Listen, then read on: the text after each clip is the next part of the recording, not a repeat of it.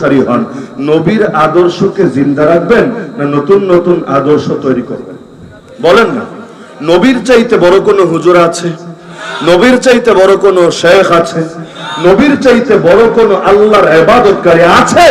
নবীর চাইতে যারা এক লাইন বেশি বুঝে তাদেরকে বড় বুজুর্গ না বড় ভণ্ড বলে। ওই যে এক লোক বলেছিল না, আমি জীবনে বিয়ে শাদী করবো না, তাহলে ইবাদত বন্দেগী বেশি করতে পারবো? নবী বলেছিলেন, বিয়ে আমি নবীর সুন্নাহ, যদি আমার সুন্নাহ থেকে মুখ ফিরায় না আমার উম্মতি থাকবে না। তো সব ক্ষেত্রে আল্লাহর নবীর সুন্নাতকে হেফাজত করার ক্ষেত্রে এই পৃথিবীতে সবচাইতে বড় চ্যালেঞ্জের নাম কুফর না, সবচাইতে বড় চ্যালেঞ্জের নাম শিরিক না, সবচাইতে বড় চ্যালেঞ্জের নাম বিদআত। বলেন না, নাম বিদআত।